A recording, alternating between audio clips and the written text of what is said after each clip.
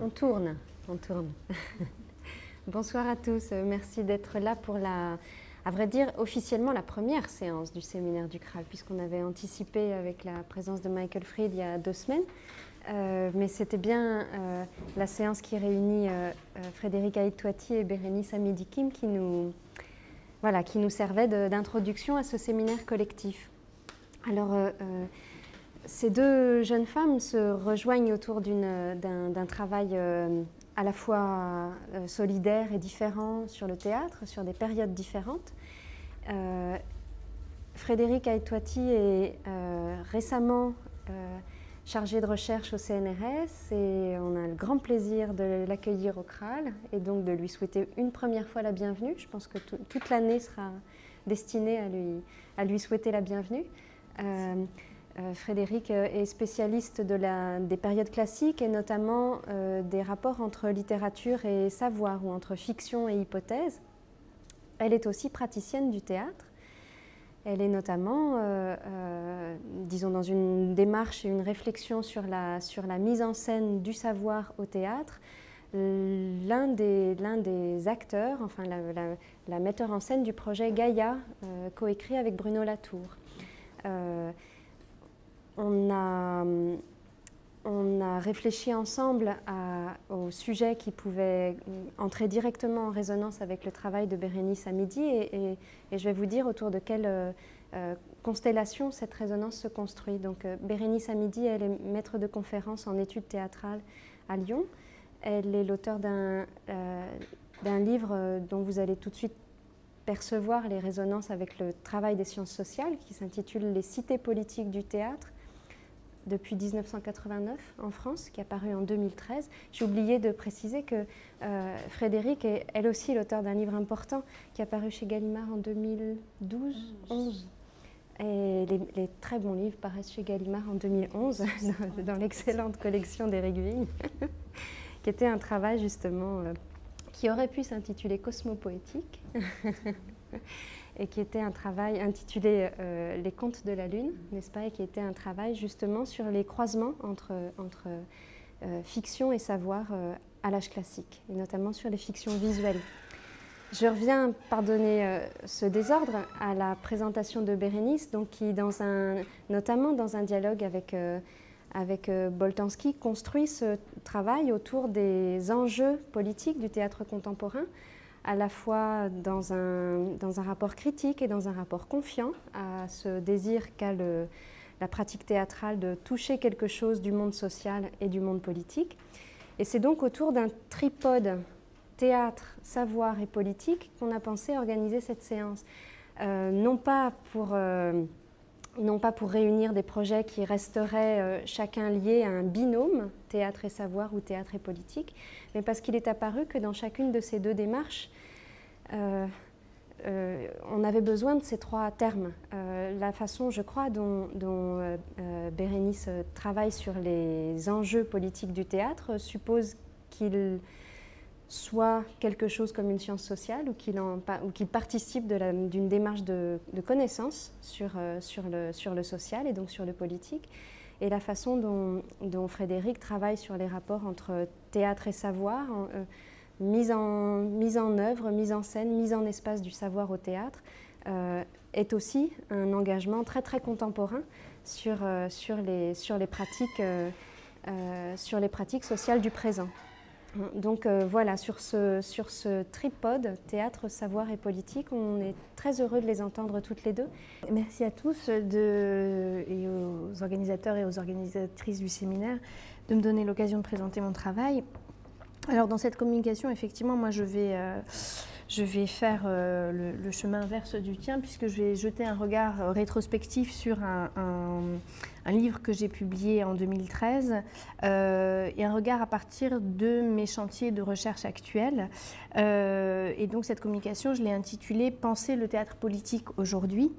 L'idée étant de vous présenter la façon dont je pense la ou plutôt les fonctions politiques du théâtre en France. Et je dirais que l'enjeu est double,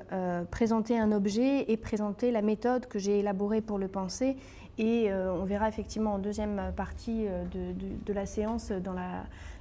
lors de la présentation de Frédéric, qu'il y a effectivement pas mal de résonances communes, à la fois sur, non pas les objets, mais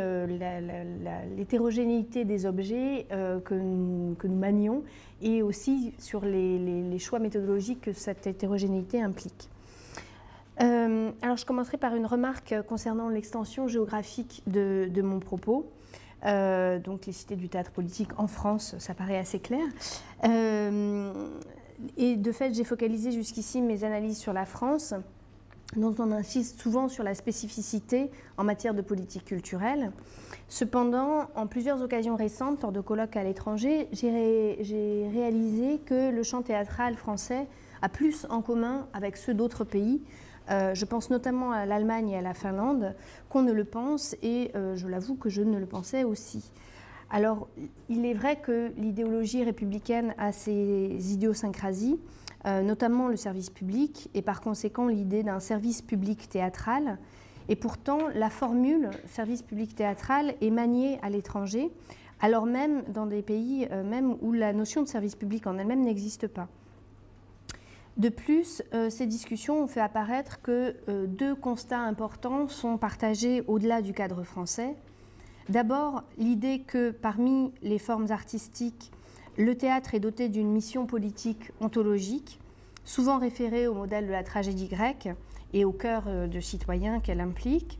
La concomitance entre la naissance de l'agora et la naissance de cette forme théâtrale valant preuve d'un rapport d'engendrement réciproque, souvent dans les analyses. Et le second constat commun porte sur l'actualité problématique de cette mission politique qui serait mise en péril par un tournant idéologique autant qu'économique, souvent résumé dans les analyses sous l'expression ère néolibérale. Alors cette expression, que l'on trouve dans un nombre impressionnant d'ouvrages récents, renvoie à un tournant du capitalisme contemporain, du fait à la fois de ses transformations internes, le passage d'un capitalisme industriel à un capitalisme financier, mais aussi et surtout du fait de l'hégémonie sans précédent de la logique capitaliste, à la fois parce qu'elle s'étendrait désormais à tous les domaines de la vie économique et sociale, et aussi parce qu'il n'existerait plus de limite de bornes idéologiques à ce modèle, les autres grands récits, et notamment le grand récit marxiste, s'étant effondré. Alors l'importance prise par ce cadre d'analyse, notamment dans les études sur le théâtre, implique, il me semble, d'effectuer trois tâches que je vais exposer donc à partir du cas français sur lequel je vais me focaliser maintenant. La première tâche consiste à prendre la mesure des effets réels de ce néolibéralisme. Et de fait, le monde du spectacle vivant français se trouve, comme l'ensemble des domaines de l'action publique, soumis à un changement de taille consécutif à l'apparition du New Public Management venu du Royaume-Uni, arrivé en France certes plus tardivement que dans d'autres pays, avec la révision générale des politiques publiques en 2007, mais arrivé avec une force d'autant plus grande qu'il est radicalement hétérogène à la conception républicaine de l'État. Ce changement est avant tout un changement d'instrument de mesure avec le basculement de la notion d'efficacité, un critère qui était centré sur l'évaluation du service rendu, à la notion d'efficience centrée sur un rapport investissement-bénéfice, coût-bénéfice. Et les différentes techniques de benchmarking ont eu des conséquences non négligeables sur l'économie du spectacle vivant, avec par exemple la demande croissante que les théâtres publics deviennent des institutions sinon rentables, c'est-à-dire produisant des bénéfices, du moins de plus en plus autonomes à l'égard des subventions publiques, via l'augmentation des ressources propres, avec différentes techniques, l'augmentation du prix des places, le développement d'activités annexes, par exemple l'activité de restauration, voire même dans certains cas de la production de produits dérivés du type DVD et t-shirt, même s'il ne s'agit encore que d'une pratique assez minoritaire et on est assez loin des goodies que l'on trouve au Cirque du Soleil par exemple. La pression essentielle en fait aujourd'hui tient à l'obligation de remplir la jauge, ce qui implique implicitement de référer la valeur d'un spectacle à sa capacité à faire venir le plus de public possible. Alors c'est là un changement considérable par rapport aux normes établies du théâtre de service public, puisque c'est précisément sur l'objectif de préserver les artistes de la nécessité de faire des succès contre ce qu'ils appelaient ensemble le théâtre commercial, que les artistes et les pouvoirs publics, initialement entretenant des relations plutôt de méfiance réciproque à la fin du XIXe siècle, vont progressivement, donc de la fin du XIXe aux années 1950, vont co-construire une politique publique de soutien au théâtre fondée sur l'idéal d'un théâtre populaire, l'expression est omniprésente dans les discours, un théâtre visant à élever le public à la fois en tant qu'individu et en tant que communauté de citoyens rassemblés, un théâtre combinant exigence esthétique et exigence d'élargissement social des publics contre l'autre repoussoir avec le théâtre commercial qui était le théâtre bourgeois. Donc ceci est la première tâche, prendre la mesure des effets concrets de ce tournant néolibéral. Il faut pourtant aussi, deuxième tâche, être attentif à ne pas radicaliser cette évolution, et une analyse fine du paysage institutionnel du théâtre français révèle que si l'administration est aujourd'hui affectée par la logique néolibérale, on ne saurait nullement résumer à cela la politique publique en faveur du théâtre. Et celle-ci obéit toujours, pour l'essentiel, à des valeurs tout autres, qui sont toujours essentiellement héritées de la mission originelle du ministère des Affaires culturelles fondée en 1959, c'est-à-dire promouvoir une culture universaliste, clairement centrée sur les pouvoirs de la création, même si elle s'est depuis les années 1970 ouverte autant à l'avant-garde qu'à la promotion d'un répertoire patrimonial. Ne pas reconnaître cette permanence, focaliser toute l'attention sur ce changement idéologique et économique récent, pourrait aussi bien être une façon de laisser de côté les questions que pose le dit modèle et particulièrement les questions qu'il pose aujourd'hui. Une troisième tâche est donc nécessaire à effectuer, se demander à quoi peut servir la dénonciation du néolibéralisme au sein du théâtre français, dans un contexte où il n'a pas encore radicalement changé la phase de la redistribution sociale et de l'État-providence républicain, et dans un contexte où il a encore moins radicalement changé la phase de la politique culturelle française. Cela suppose d'interroger plus avant le discours qui oppose théâtre public et économie marchande, un discours omniprésent dans la bouche des acteurs du monde théâtral que j'ai interrogé, un discours qui s'affirme comme étant de gauche, généreux et altruiste, par opposition aux eaux glacées du calcul égoïste néolibéral, comme dirait Marx s'il vivait encore. Pourtant, ce discours, du point de vue de ses effets politiques immédiats, masque les inégalités profondes qui structurent le champ théâtral, en ce qu'il unifie sous un même drapeau la grande famille du théâtre, faisant front face à un ennemi extérieur. Or, le champ théâtral est structuré par des inégalités et il n'est pas radicalement étranger aux logiques de l'économie marchande. De récentes études socio-économiques ont ainsi démontré que le marché du spectacle vivant est un marché, et un marché de plus en plus concurrentiel, comme en témoigne le développement de bulles spéculatives sur tel ou tel artiste ou telle compagnie, ainsi que la présence croissante de la logique du gagnant qui rafle toute la mise, tant pour les subventions que pour les programmations. Toutefois, le fait que le théâtre fonctionne comme un marché est bien antérieur à ce que d'aucuns nomment le tournant néolibéral, et toutes les inégalités qui structurent le champ théâtral ne sont pas imputables à la logique capitaliste, loin de là. La question des inégalités d'accès au théâtre est désormais classique, avec les enquêtes sur les pratiques culturelles des Français, dirigées depuis les années 1970, en partie par le ministère lui-même. La question des inégalités sociales d'accès au métier du théâtre, et notamment au métier artistique, est moins classique. Certes, les massives inégalités de genre ont été révélées par un rapport de 2006, le rapport Rennes-Pratt, qui a fait grand bruit à l'époque, précisément parce qu'il dépeignait un portrait du monde théâtral aux antipodes de la façon dont il se voyait lui-même jusque-là. L'enquête reste à mener pour tout ce qui concerne l'appartenance sociale des producteurs, et c'est d'ailleurs une enquête qu'annonçait Rennes-Pratt elle-même dans son rapport, mais il n'a pas été à ce jour prolongé. Il faut donc développer une approche qui tienne compte de ces différents types d'inégalités, qui tienne compte de la façon dont leurs effets se potentialisent réciproquement, une approche qui soit sensible aux inégalités existant en termes de genre, de race, mais aussi de culture. Et en effet, certaines des inégalités qui structurent le champ théâtral procèdent des conceptions mêmes de la culture qui sont valorisées et ou qui sont dévalorisées par les normes du théâtre public. Ainsi, la grande majorité des compagnies de théâtre, par conviction mais aussi par nécessité économique, consacrent une large part de leur activité, non pas à créer des spectacles, mais à des activités dites d'action culturelle ou à des projets qui combinent spectacle et action culturelle. Or, ces projets sont dévalorisés par les financeurs publics qui valorisent pour leur part la part purement artistique de l'activité théâtrale, les spectacles en bonne et due forme. Et cela implique également d'interroger l'idéalisme romantique qui continue d'irriguer les discours actuels sur la valeur politique du théâtre, émanant à la fois des pouvoirs publics, mais aussi des chercheurs en études théâtrales qui se retrouvent tous ensemble pour défendre l'idée d'un art théâtral pur, autonome vis-à-vis de la vie sociale ordinaire, et d'un autre ordre, un ordre plus grand, plus beau, plus vrai.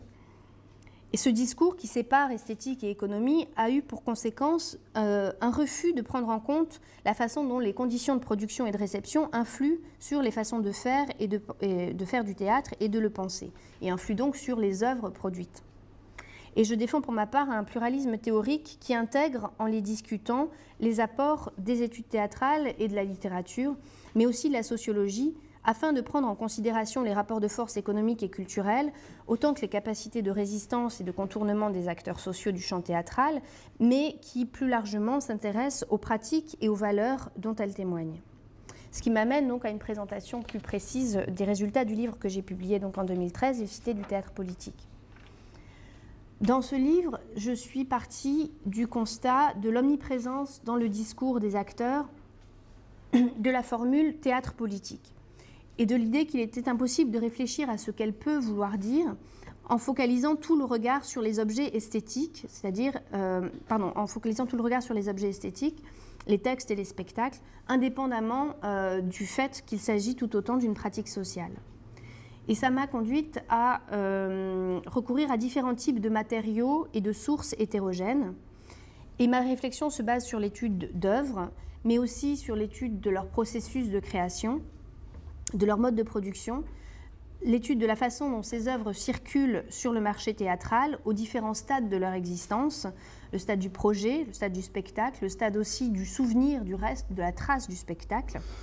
Et ça implique l'étude aussi des différentes entités, les personnes physiques et morales, et aussi les autres êtres, les différentes entités auxquelles ces œuvres doivent leur existence dans le cadre d'une économie qui est essentiellement une économie subventionnée. Alors j'aborde ces entités via le discours des différents actants, les artistes, les intermédiaires, les critiques, les pouvoirs publics, à travers des propos publics et privés sur l'art, mais aussi sur la politique, l'étude du paratexte des œuvres, mais aussi la littérature grise, les textes de loi, les rapports, les documents administratifs. Et le travail sur ces matériaux m'a conduite à réfléchir aux questions du qui et du quoi de mon objet, donc, mais aussi à la question du quand, depuis quand et aussi jusqu'à quand, m'a conduite, autrement dit, à interroger les limites temporelles de l'aujourd'hui. Et j'ai choisi comme borne 1989. Donc je voudrais vous expliquer en 2 mots pourquoi. Pourquoi ce séquençage historique?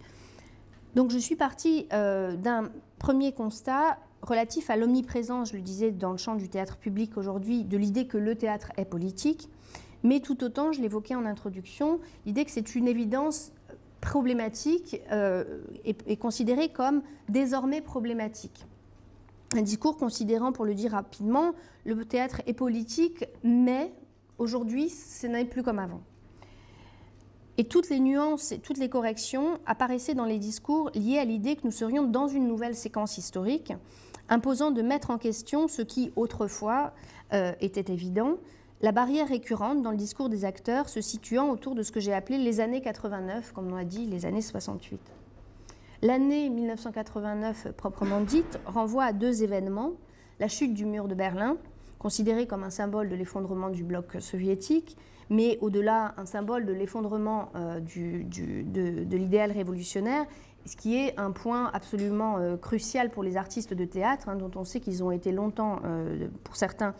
des compagnons de route du Parti communiste français. On pense à Villars, on pense à Vitesse, et le Parti communiste français ayant porté haut le drapeau de la politique culturelle en France. Le deuxième événement se concentrer sur l'année 1989 en tant que telle, ce sont les cérémonies du bicentenaire de la Révolution, auxquelles on pense souvent moins,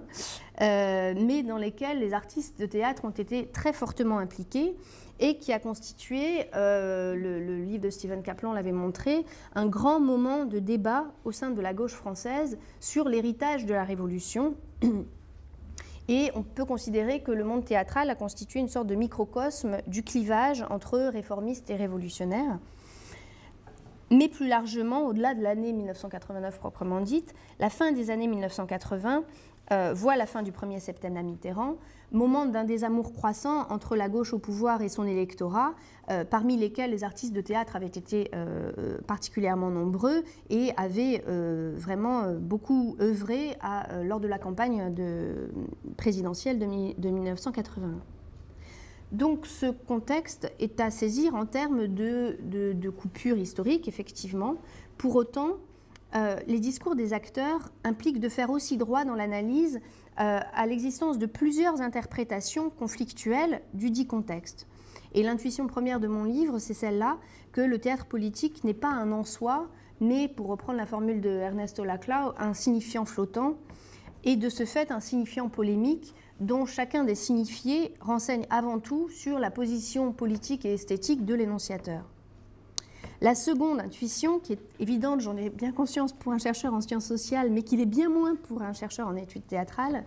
est que l'on ne peut pas prétendre saisir les enjeux politiques des œuvres et des démarches théâtrales sans interroger, je le disais, leurs conditions de production et de réception.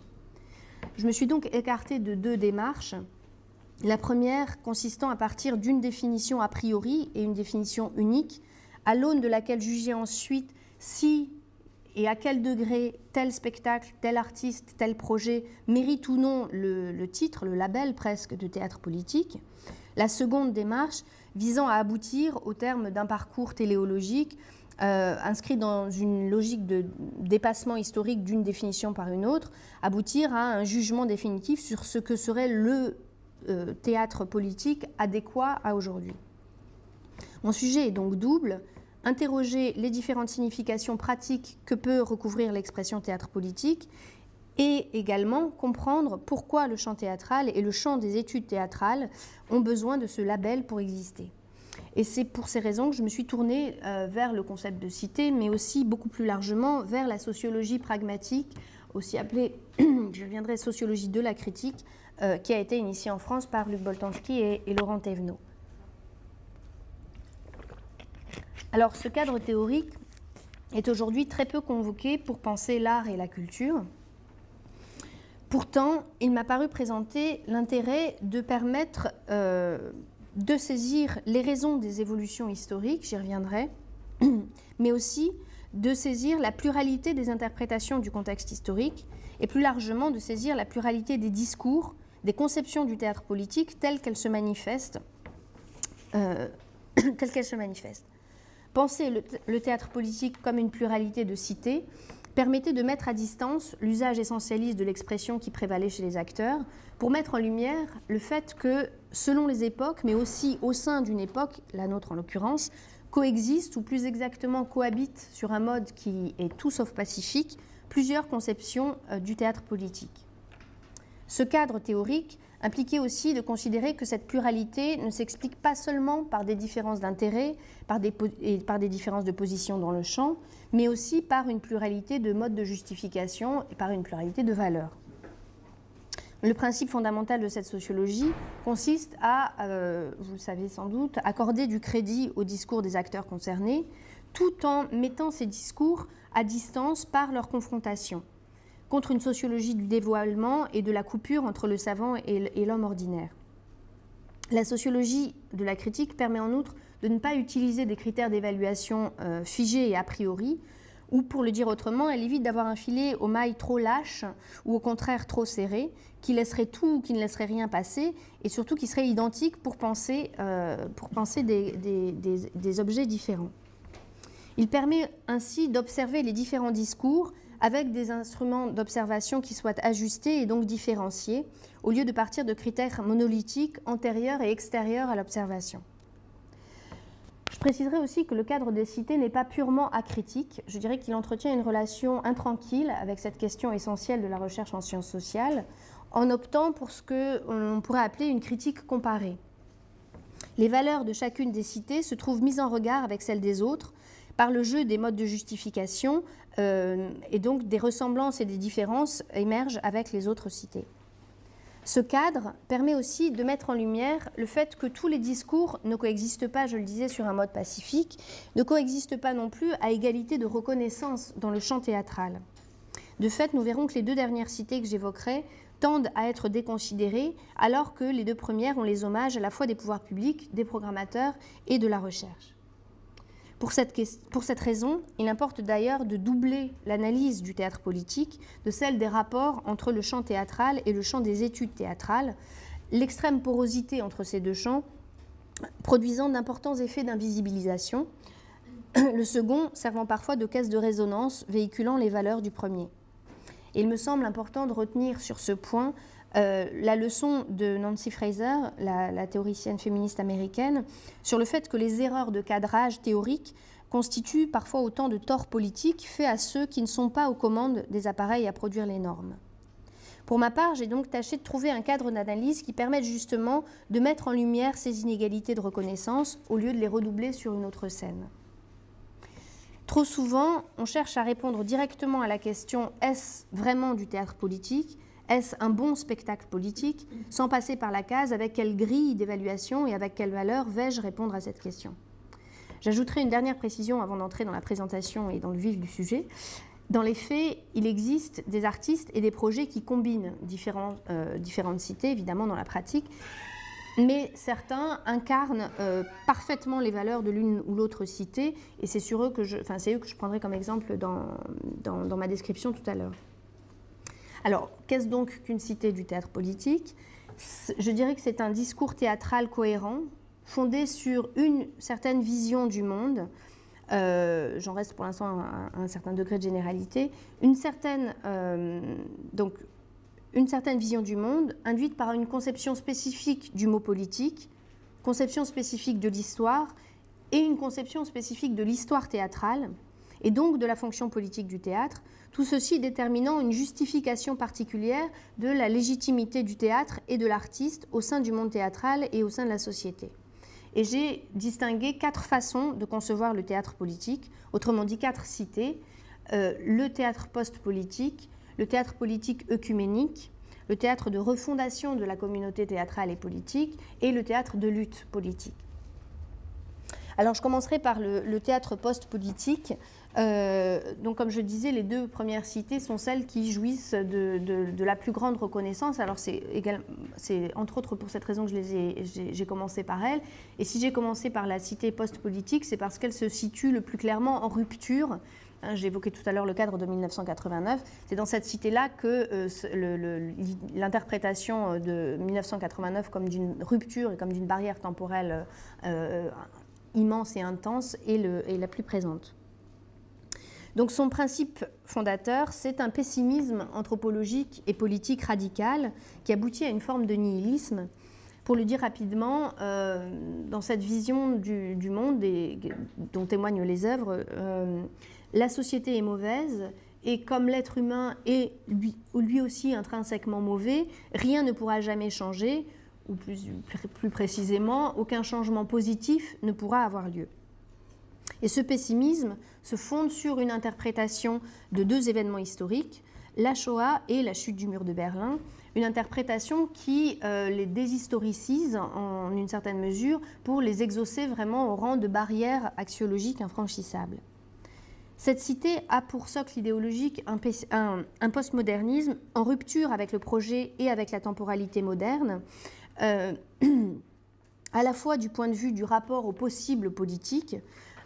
et du point de vue de la lecture de l'histoire, qui n'est plus orientée vers un avenir, vers un futur meilleur, mais engluée dans la perpétuation indéfinie du temps présent, et plus précisément d'un temps présent de la catastrophe. Et en ce sens, elle correspond en partie au régime d'historicité présentiste tel que l'a décrit François Hartog. Cette cité se caractérise par une invalidation, pourrait-on dire, de la critique sociale du capitalisme, reposant sur la critique de l'exploitation et des inégalités, cette critique sociale étant accusée d'être par nature porteuse des germes du totalitarisme. Et elle procède à un resserrement sur la critique artiste, ou plus exactement sur un certain avatar de la critique artiste, toujours focalisé sur la dénonciation de l'inauthenticité et du manque de liberté produit par le capitalisme, mais qui mine ces critiques de l'intérieur par l'invalidation de l'articulation de ces constats à un projet critique global. Cette cité entretient donc un rapport ambivalent au projet d'un art critique et d'un art politique, puisqu'elle réaffirme ce projet tout en insistant sans cesse et en le minant de l'intérieur pour manifester qu'il est désormais impossible. Ça se traduit notamment par un recyclage des formes sens antérieures du théâtre politique, et notamment particulièrement de la forme qui a prévalu au XXe siècle, et donc il y a tout un jeu sur l'héritage du théâtre épique. Donc en travaillant la référence, tout en manifestant sans cesse l'écart et la distance séparant désormais les deux façons de penser le théâtre politique. Cette cité peint le monde contemporain comme un paysage dévasté, un paysage décomposé, les ruines politiques se muant en esthétique des ruines, qu'il s'agisse par exemple de faire la représentation prophétique d'un monde post-apocalyptique. Alors, c'est l'exemple phare de cette veine-là, c'est les pièces de Bond montées par Françon, à partir notamment du cycle des pièces de guerre au milieu des années 90, et je pense particulièrement aux pièces Naître ou Le crime du XXIe siècle, qui se situent dans ce monde de l'après une très grande guerre, dans un monde perpétuellement en guerre, et dont les bornes temporelles du conflit sont sans cesse étendues, disloquées, tout comme est disloquée la communauté sociale, à quelque échelle qu'elle se situe, que ce soit les relations amicales, les relations familiales et plus encore la possibilité de faire société. Donc ça, c'est une première veine. Une autre veine consiste à exprimer de façon fragmentaire le chaos d'un monde qui ne fait plus monde, d'un monde impossible à saisir et à appréhender. Et je pense par exemple à toute une veine du théâtre documentaire actuel, notamment à une partie du travail du collectif Rimini Protocol, qui affiche l'effacement du point de vue du metteur en scène au profit de la parole censément directe, spontanée, de ceux qu'il nomme les experts du quotidien. Et je ne développe pas sur ce point ici, mais on pourra peut-être y revenir dans les questions, puisque évidemment il s'agit de la mise en scène, d'une non-prise de position, bien plus que de la simple non-prise de position. Alors la cité du théâtre politique œcuménique, elle diffère radicalement de ce que je viens de présenter sur deux points essentiels. D'abord sur ce pessimisme politique qui n'est absolument pas présent. Ça c'est la première différence considérable. Et la seconde, c'est que le discours sur la société ne constitue pas l'épicentre dans cette cité. Et en effet, ce qui occupe l'avant de la scène, si on peut dire, c'est la référence à l'histoire théâtrale bien davantage qu'à l'histoire politique, ou plutôt la référence à une mémoire mythifiée du théâtre et dotée donc des fonctions de tout mythe, rassembler une communauté, en l'occurrence la communauté du théâtre public, autour d'une histoire fondatrice. Cette cité, elle se donne pour figure tutélaire deux grands modèles glorieux, moments et monuments d'un théâtre, de ce qui constitue la valeur phare de cette cité, l'idée d'un théâtre ontologiquement politique, avec cette idée aussi implicite et rarement explicitée que politique égale démocratique. Donc ces deux grands et glorieux modèles et monuments, ce sont d'une part la tragédie antique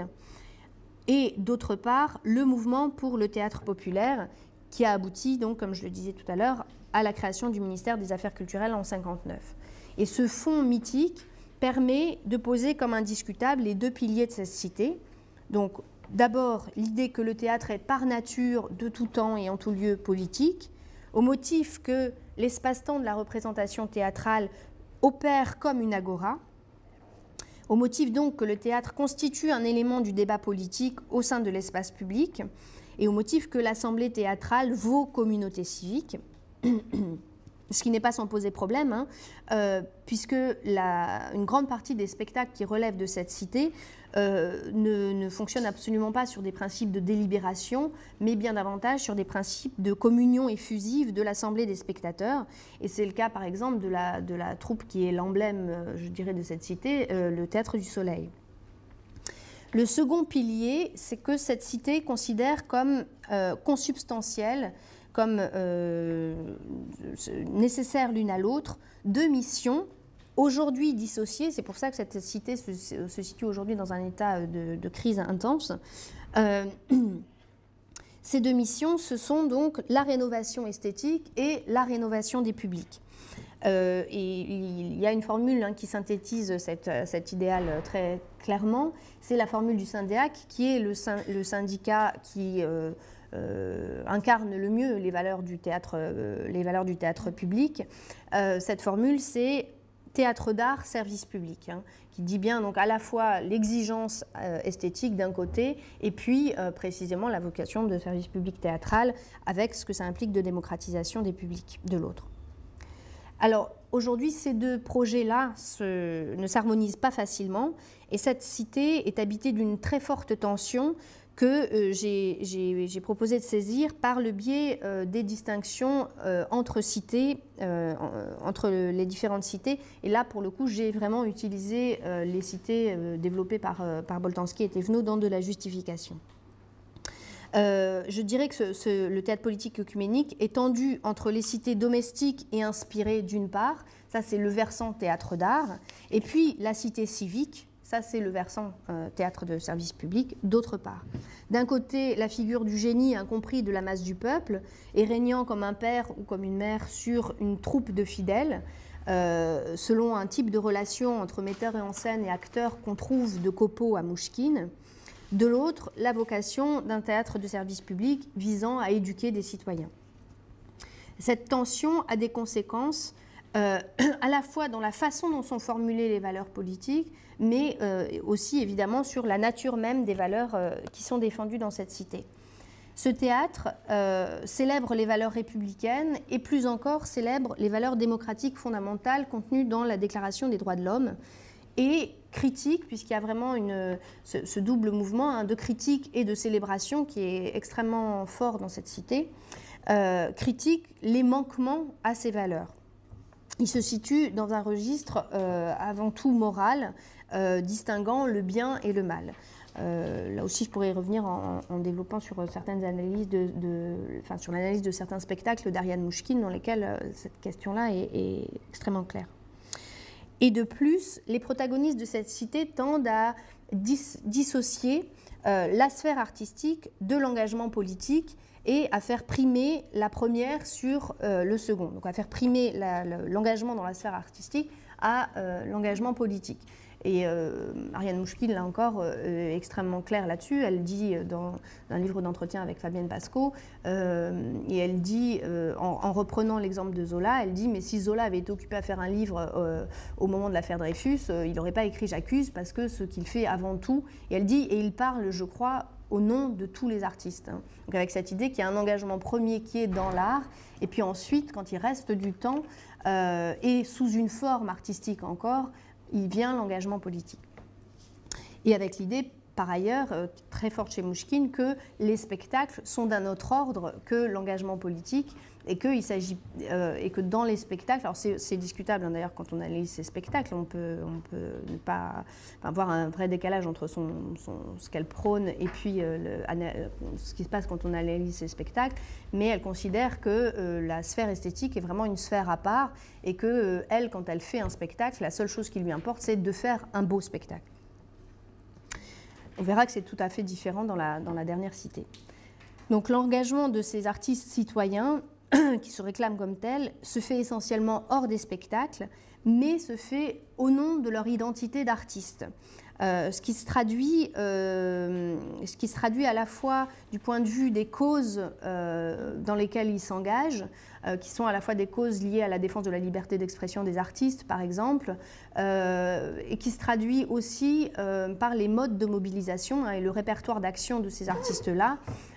utilise des formes d'action qui sont spectaculaires ou qui engagent très fortement le corps de l'artiste. Et c'est là aussi une formule qui avait été utilisée par Olivier Py et Ariane Mouchkine, notamment au moment où ils avaient fait une grève de la faim pour demander à l'OTAN d'intervenir après les massacres à Srebrenica.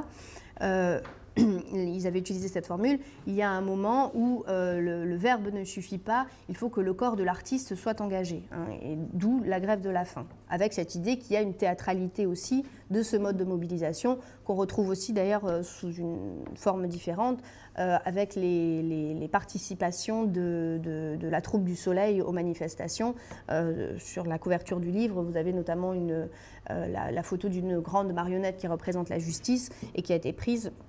lors des manifestations contre la réforme des retraites et auxquelles donc, le Théâtre du Soleil a participé, avec cet immense mannequin d'une femme blanche avec un visage éclaboussé de sang, et puis des grands corbeaux noirs qui volaient autour, donc tout ça en marionnette. Et donc le Théâtre du Soleil était présent sous une forme qui relève presque de la performance, donc qui est en plus en rupture esthétique avec ce qu'elle fait dans ses spectacles. Mais voilà, donc il y avait cette idée que c'est seul ce type de mobilisation-là justifie la présence et l'engagement des artistes.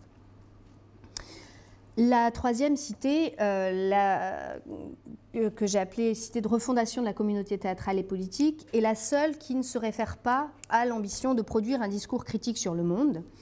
et alors, elle a des points communs avec les deux cités précédentes. On pourrait dire qu'elle part d'un constat assez proche de celui à l'œuvre dans le théâtre post-politique, l'idée d'une désagrégation du lien social, l'idée d'une désagrégation du sentiment d'appartenance et d'une désagrégation de la communauté politique. La différence tient au fait qu'elle maintient à la fois, d'une part, dans la possible refondation du lien, et puis, surtout, elle maintient à la fois dans les pouvoirs du théâtre de participer à cette entreprise de refondation, de renouement.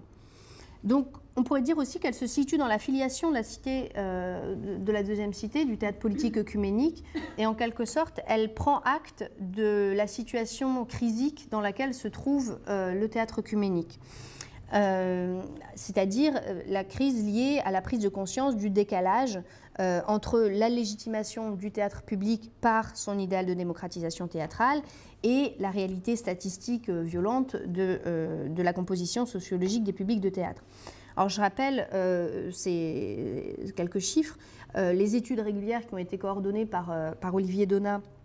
sur les pratiques culturelles des Français ont montré assez implacablement le caractère marginal de la pratique de spectateurs de théâtre. C'est 16% de la population de plus de 15 ans qui va une fois par an au théâtre. Alors il y a eu une augmentation jusqu'à 18% lors de la dernière enquête de 2008, mais ça n'a pas suffi à réconforter même les plus optimistes.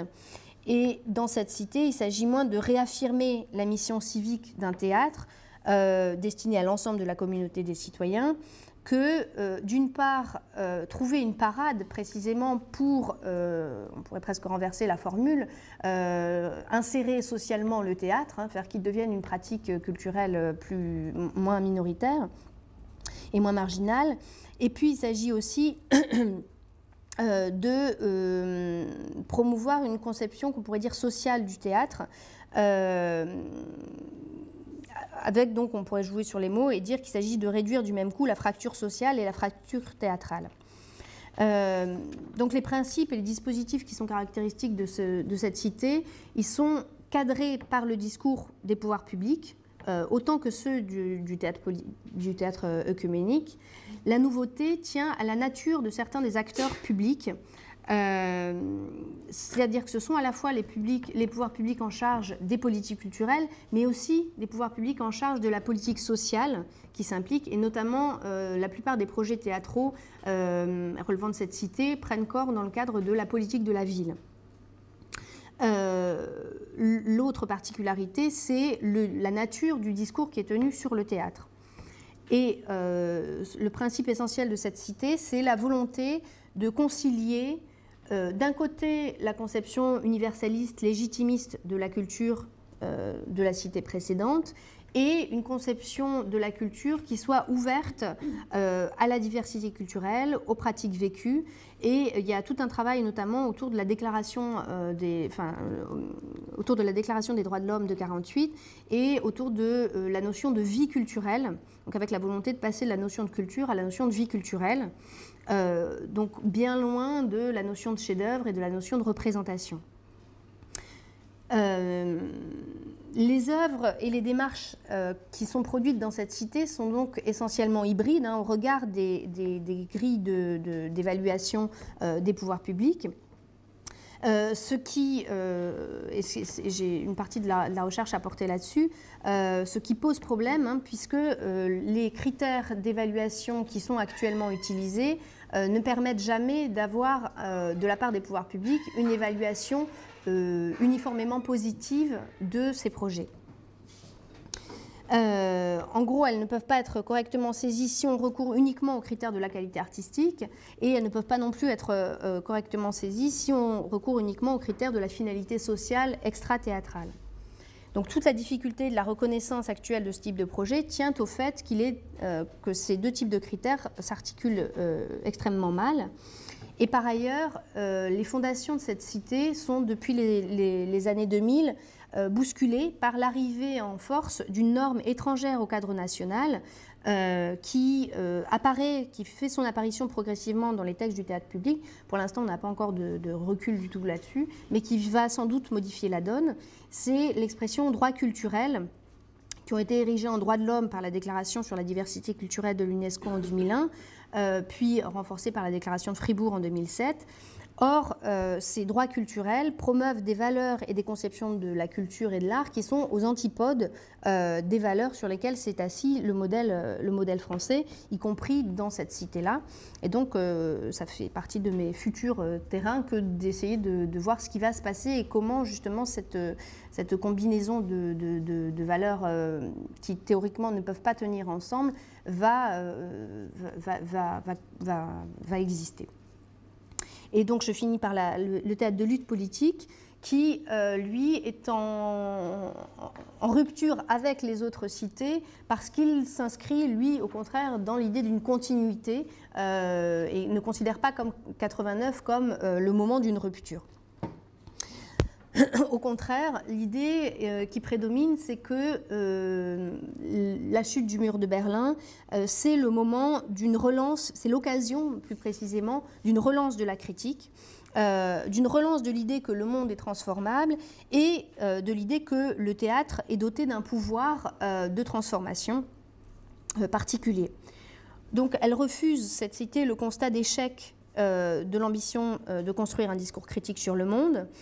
qu'on a dans la troisième cité. Elle refuse le constat d'échec de l'entreprise révolutionnaire de la première cité. Donc, de ce point de vue-là, elle ressemble relativement au théâtre œcuménique. Il y a un projet de défense de valeurs et un projet de critique au nom de ces valeurs. Mais la différence avec le théâtre œcuménique, c'est évidemment que ce ne sont pas les mêmes valeurs qui sont défendues. Donc cette cité reprend à mai 68 le projet d'articuler les ressources d'indignation et les thèmes de lutte venus de la critique sociale et venus de la critique artiste pour décrire et dénoncer au mieux les évolutions de la France au tournant du XXIe siècle. Et cette cité est elle aussi parcourue de tensions internes qu'on peut saisir à partir des tensions existant entre les différentes voies de la gauche radicale. Une des tensions essentielles étant celle du rapport à l'État, qui est à la fois dénoncé dans les œuvres et dans le discours des artistes en tant qu'il est une force oppressive, indépendamment de ce qui touche les politiques culturelles, et qui est également dénoncé dans les discours en tant qu'il n'est pas suffisamment protecteur désormais et qu'il manque à sa mission d'encadrement de la politique et de financement aussi, évidemment, de la politique culturelle. Donc ça, c'est la contradiction principale dans laquelle se trouvent les acteurs de cette cité. Les modes et les causes de mobilisation ne sont pas les mêmes que dans le théâtre œcuménique. Et un bon exemple de ça, ça a été le grand conflit qu'il y a eu au moment du conflit des intermittents, justement, entre d'un côté ceux qui se situaient plutôt du côté du théâtre œcuménique, donc porté par Ariane Mouchkine, et puis de l'autre, ceux qui relèvent davantage du théâtre de lutte politique, les premiers considérant que les artistes font, je la cite, un métier merveilleux qui n'implique pas, qui implique qu'il est presque obscène de faire la grève et d'avoir des revendications formulées en tant que travailleur, parce que l'art théâtral et les métiers du théâtre ne sont pas des métiers comme les autres précisément. Et puis versus de l'autre côté, du côté du théâtre de lutte politique, des artistes et des techniciens qui se mobilisaient très précisément en tant que travailleurs,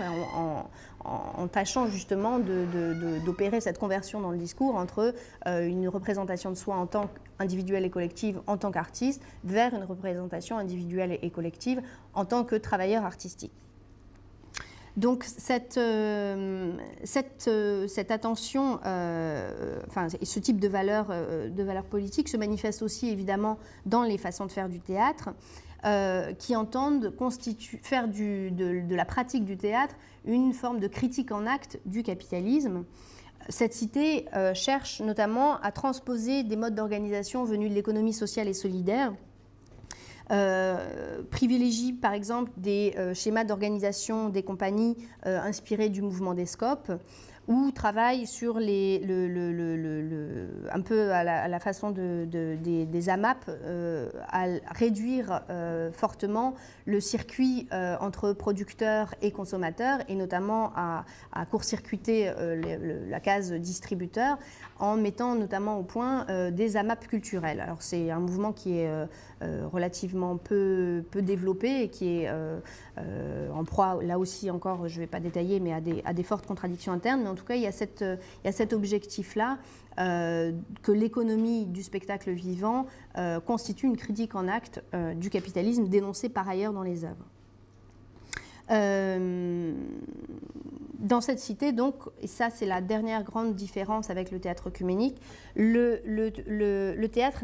est considéré comme un art non pas autonome mais hétéronome. Alors qu'est-ce que ça veut dire? Ça veut dire que l'idée n'est pas de produire une belle œuvre en elle-même et pour elle-même, mais qu'il s'agit de produire de belles œuvres parce que c'est un outil, la production de belles œuvres, pour défendre un projet, pour défendre un objectif qui est clairement extra-théâtral et qui est politique. Et c'est de ce point de vue-là qu'il y a l'héritage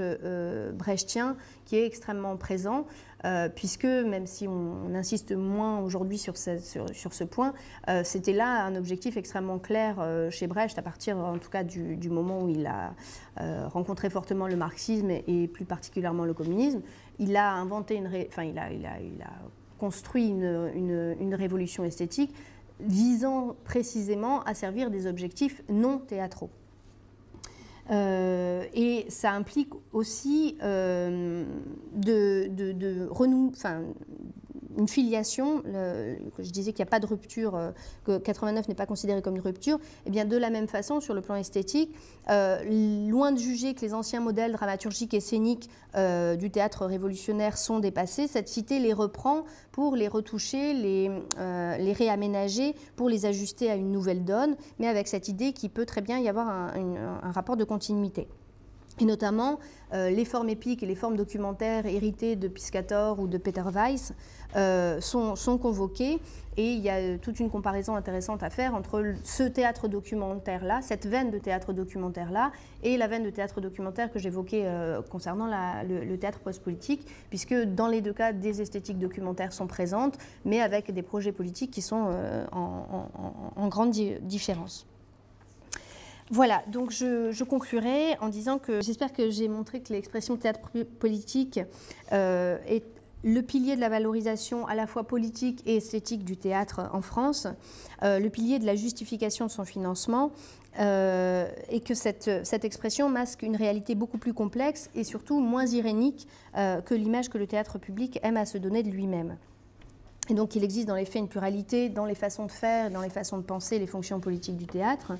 dont certaines sont valorisées par les professionnels du théâtre public, les artistes, les programmateurs, les pouvoirs publics, sont valorisées aussi par les universitaires, d'autres étant dévalorisées. Je dirais aussi que il importe de prendre pour objet ces échelles de valeur pour plusieurs raisons. D'abord parce qu'elles sont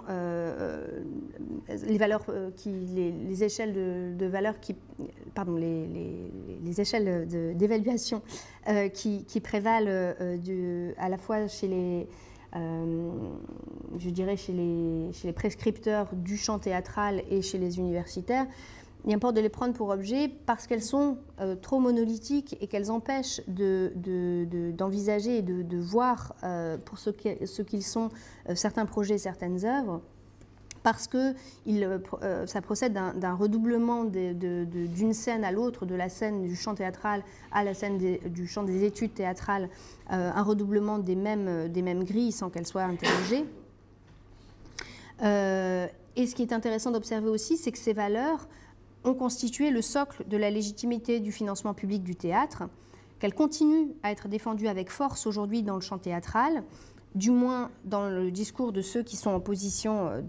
d'avoir la parole publiquement, alors même que cela fait fi des enquêtes statistiques qui ont mis en cause la vocation du théâtre d'être le lieu d'un grand rassemblement de toute la société, faisant fi aussi des critiques sur le caractère discutable de l'universalisme du modèle de la démocratisation culturelle.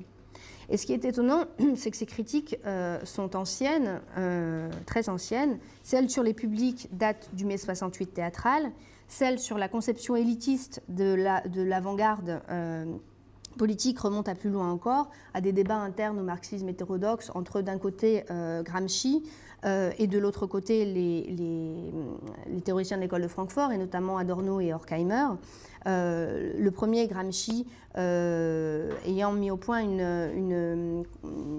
réflexion dialectique sur l'hégémonie culturelle, qui s'est montré sensible à la fois à la façon dont les productions culturelles de masse, bon, il parlait essentiellement des romans populaires au XIXe siècle, constitue un instrument de domination, un instrument d'aliénation, mais constitue aussi possiblement un outil d'émancipation. Et versus, de l'autre côté, la position d'Adorno et de Horkheimer, qui était plus radicalement et uniformément critique sur ces dites industries culturelles.